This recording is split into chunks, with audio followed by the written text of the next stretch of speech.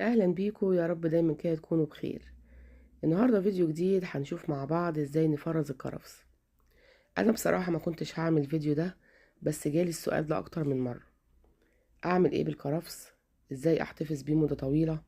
طب انا عندي كميه كبيره وعايزه افرزها. بنحط الكرفس على ايه؟ كل الاسئله دي يا جماعه هنعرفها في الفيديو النهارده. تابعوني علشان نجاوب على كل الاسئله دي ونخزن الكرفس مع بعض. بس يلا بسرعه كده اشتركي في القناه ولايك وشير لو عجبك الفيديو. في اوقات كتيره في السنه ما بيكونش الكرفس موجود، فاحنا بنضطر نخزنه عندنا عشان ينفعنا في اي وقت احنا عايزينه. انا معايا ربطه من الكرفس، انا كنت جايباها من يومين وسايباها في التلاجة، بصراحه نسيتها. بس جالي سؤال في التوقيت ده، اعمل ايه؟ انا عندي كميه كرفس وعايزه اخزنها. فقلت لا، انا جالي اسئله كتير عن الكرفس، انا عندي ربطه في التلاجة هقوم اخزنها معاكم. فجبتها كده، هي بتيجي بالشكل ده، بتبقى طويله كده وبيبقى ليها الجدر ده. انا بقطعه مش عايزاه، حتى العروق بتاعته بتبقى شايخه، فبقطع الجزئيه دي، مش عايزاه.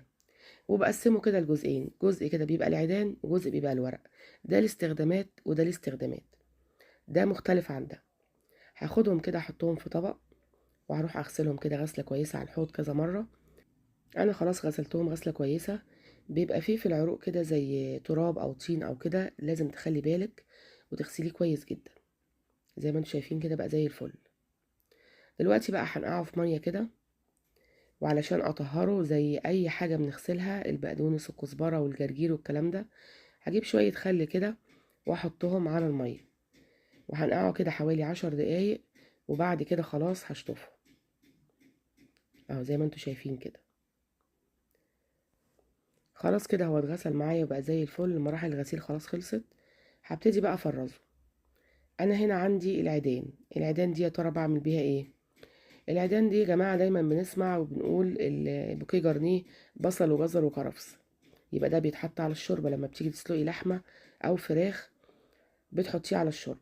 انا بقطعه بالشكل ده، القطعه اللي انتوا شايفينها دي ما بقطعهوش صغير قوي، التقطيعه اللي انتوا شايفينها دي مناسبه جدا.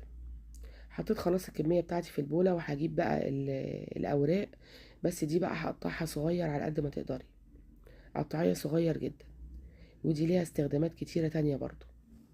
شوربه الخضار لو حطيت لها كده كام ورقه من الكرفس بتدي طعم حلو قوي. وشوربه السي فود ما تقدريش تاكليها من غير كرفس، بتبقى في حته تانية خالص. فمهم جدا يا جماعه، الكرفس بيتحط على الشوربه بيدي ريحه وطعم مفيش بعد كده. وبرضو انا لما بخلل الزيتون او اي مخللات، بحط لها كده شويه من العروق ومن الورق، بيبقى حلو جدا وبيديله طعم حلو قوي. لما عملنا الزيتون مع بعض، جبنا كده ربطه كرفس وحطيناها مع الخلطه بتاعه الزيتون. خلاص كده انا قطعت الكرفس بتاعي، الاوراق شايفين اما قطعها صغير جدا، لان ده زي ما قلت لكم بيتحط في الشرب. وهبتدي دلوقتي افرزه. طب يا ترى هنفرزه ازاي؟ انت لو عايزه تحطيه في التلاجة فتره كده حوالي اسبوع او اتنين، بتجيبيه وتجيبي علبه وتحطي كده منديل، وتحطي الاوراق بتاعه الكرفس مع العيدان، وتغطي برضو المنديل وتسيبيها في التلاجة. بس تخلي بالك لو المنديل لقيتيه مبلول قوي، تغيريه وتحطي منديل ناشف، هيقعد معاكي فتره. لكن لو عايزه تخزنيه بقى فتره طويله في الفريزر، تعملي زي ما انا بعمل كده. انا جبت كيس تلاجة وحطيت فيه العيدان بالشكل ده. الكميه اللي عندي طلعوا كيسين، حطيتهم كده على كيسين وقفلتهم، وطلعت منهم الهواء علشان ما يغمقوش معاكي. وابتدأت ان انا اقفلهم بقى بالسولوتيب، او ممكن تعقديهم مفيش مشكله، بس انا بحب الطريقه دي حتى برضو في تفريز الملوخيه. انا بعمل العبوات بتاعتي بالشكل ده، او التفريزات بتاعتي بالشكل ده، علشان ما تاخدش معايا مكان في الفريزر. هحط برضو الورق في الاكياس زي ما انتوا شايفين كده. الورق هخزنه على 3 اكياس، على حسب الكميه اللي موجوده عندك، ممكن تكون الربطه كبيره صغيره، ممكن عندك ربطه او اتنين، على حسب الكميه وعلى حسب استخداماتك انت برضو. انا هفرزهم كده على 3 اكياس. بس اهم حاجه زي ما انتوا شايفين اطلع الهواء من الكيس عشان يفضل معاكي اخضر. ولو اغمق شويه برضو مفيش مشكله، بس ريحته بتبقى فيه، يعني بيحتفظ بالريحه بتاعته، ريحته بتبقى حلوه جدا.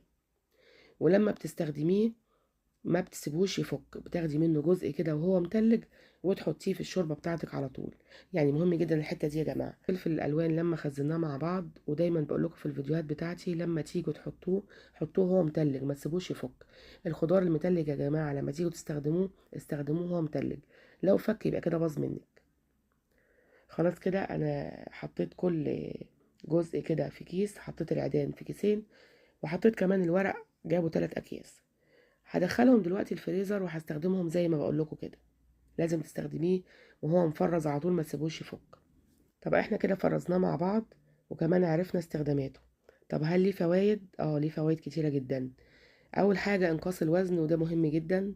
كمان غني بفيتامين سي، وكمان الناس اللي ضغطهم عالي بيعمل على تخفيض ضغط الدم، وبيقلل من خطر الإصابة بالسرطان، وكمان بيسكن الآلام. دي جزء من الفوائد بتاعته. لو عايزة تعرفي كل الفوائد افتحي جوجل واكتبي فوائد الكرفس، هتلاقي فيه فوائد كتيرة جدا. فمهم جدا يكون الكرفس معانا وموجود في بيتنا، ونقدر ان احنا نستخدمه في وصفات كتير. انا بتمنى يكون الفيديو بتاعنا النهاردة عجبكم واستفدتوا منه، ولو عجبكم بقى ما تنسونيش في اللايك والشير والسبسكرايب للقناة.